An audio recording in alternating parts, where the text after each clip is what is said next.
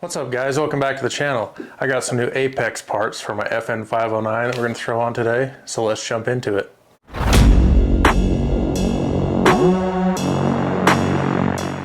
So this is my FN509. I haven't done a whole lot of videos on it. Things that I have done to this gun already are an Apex trigger, I have an M-Force light, we did a HoloSun 507C red dot, and then I have the Go Gun gas pedal on it, which helps out quite a bit. I reached out to Apex, they sent me a few more items to throw on this thing to make it more reliable, so we're going to jump over to the bench and throw those on here in a minute, but let me show you what I got. So they sent me one of their heavy duty strikers for this thing. These are prone to breaking, so I wanted to upgrade that. I got a failure resistant extractor. This one's machined out of a solid piece of steel, so it'll be a lot stronger, more heavy duty. And I also got an extended magazine release for this. It's got a little bit better angle for releasing that magazine. And this is also machined out of a solid piece of steel. So let's jump over to the bench, unpackage these things, get a closer look. I'll show you side by side what they look like compared to the factory components, and then I'll throw these in. Okay, so here's what we're working with. So this is the heavy duty striker made by Apex Tactical. It fits the 509, the FNS, and the FNS Compact. So it fits a few different guns from FN. It's machined from billet stainless steel, and it's heat treated, so that makes it a lot stronger. You do have to use the springs and stuff from your factory components that are in the gun, but this thing is a drop-in replacement and it makes it a lot stronger because these things have a tendency to break off. Now, I've never experienced that. If you're everyday carrying this thing, that could be a crappy situation to have your striker break when you need that gun. So that's the reason I'm upgrading this, putting this heavy duty striker in my 509. This is the failure resistant extractor. This is also machined out of stainless steel, a solid piece of billet stainless.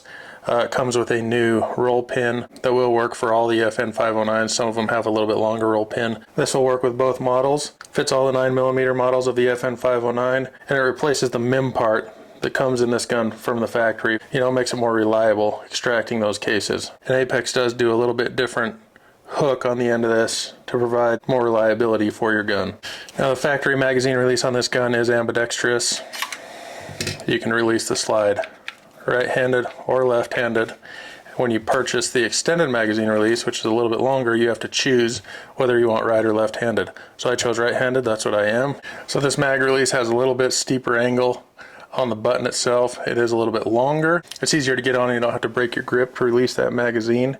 This is machined from bar stock. It's fully heat treated, coated with black oxide, and that angle face has some serrations on it, so it's a little bit easier to grip with your finger. But that'll be a nice upgrade on this thing. Like I mentioned, you got to make sure you get the one you want. They make them in right and left-handed, and those are just drop in also.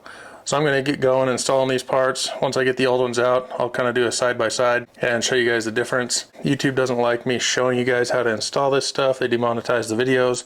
So I'm just going to set up a time lapse, get going on getting these things installed, and then I'll show you guys side-by-side what the parts differences are once I get them out.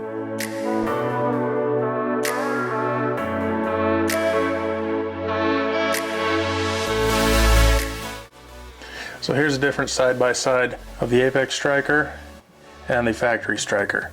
You can see that Apex doesn't have the hollow design, kind of like the factory one. That factory one is a MIM part. You will reuse all the pins, the springs and everything in that Apex part. That thing is a lot stouter. You can just feel by the weight of it how much more stout that thing is. So that's going to be a nice upgrade for this. Like I do with all my videos, I'll have a link in the description that takes you to my website where you can go get more information on this stuff. I'll have links for it and stuff. I don't sell anything on my website, but you guys can go over there and find this stuff if you're interested in that. If you guys like stuff like this, make sure you're subscribed. Make sure you hit that like button. That helps out the channel, and I'm putting out content like this all the time.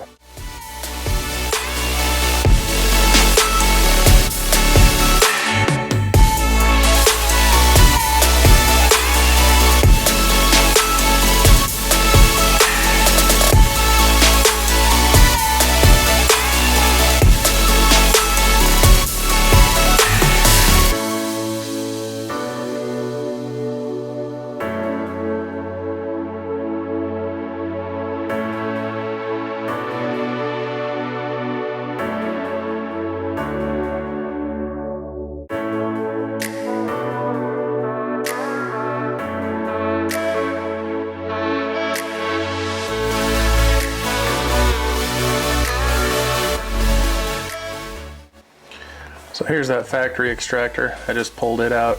You can see that's a injection molded piece. This is the apex extractor. It's a solid piece, a lot more heavy duty. Doesn't have the middle of it cut out like the injected piece. And I don't know if you'll be able to see the differences in the hooks. The actual extractor itself, there's a little bit different profile on the hook of that extractor. So I'm going to throw this thing back in. If you guys see anything, any of these tools or anything like that that I'm using that you want more info on, like I mentioned, there's a link in the description. You can go to my website, get more info on this stuff.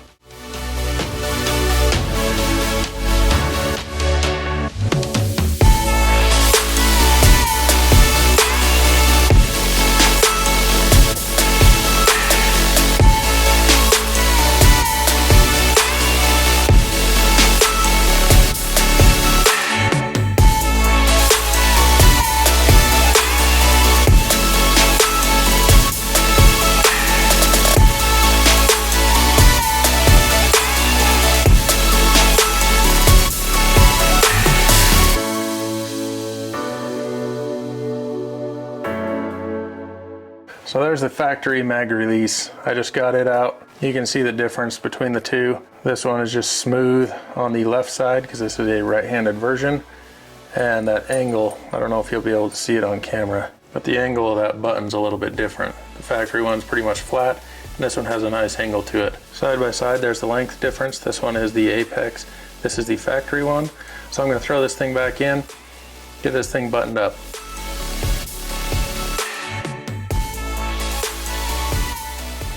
Alright guys, that was not a bad install at all. I got all those parts installed. You can see that mag release right there, that angle. Try and get a shot of it. That angle is a little bit steeper. Makes it a lot easier to get your thumb on it and release that magazine. I'm liking that. The grip texture is not bad either. And then that extractor and the striker are gonna make this thing a lot more reliable. Make sure you don't have a broken striker when you need that gun, and prevent future problems from happening. Again, here's a close-up of the factory striker. I've never had any problems with mine, but I don't want to have any problems with it, so that's why I'm changing it out. Then here's that factory extractor. These are both metal injection molded parts, which are cheaper for them to manufacture, but they aren't as reliable. So that's why I'm changing these out. I'm glad Apex sent these out to me. They were cool for doing that, so I appreciate them. And then for me personally, I don't like to have an ambidextrous magazine release. I have bumped it in the past with my shooting hand. The ones that are designed so you can pull them out and swap them around, I would prefer that better, but I don't like the ones that come from the factory that you can push either way, because in the past I've had a problem with that, bumping that and releasing that magazine just a little bit. So it'll be nice to have that right-handed only one in there, and I'm excited to go try this stuff out. Like I mentioned, I'll have a link in the description that'll take you to my website, and it'll have links for this stuff, more information. I do not sell anything on my website, so YouTube, don't flag this video for me trying to sell gun parts. I don't sell anything over there, it's information only. But I'll have links for all this stuff and any of the tools and stuff that I used. So make sure you go check that stuff out. I will link the Apex videos in the description, so if you want to watch those, check those out as well. As always, don't forget to subscribe, hit that thumbs up button, and we'll check you guys on the next one.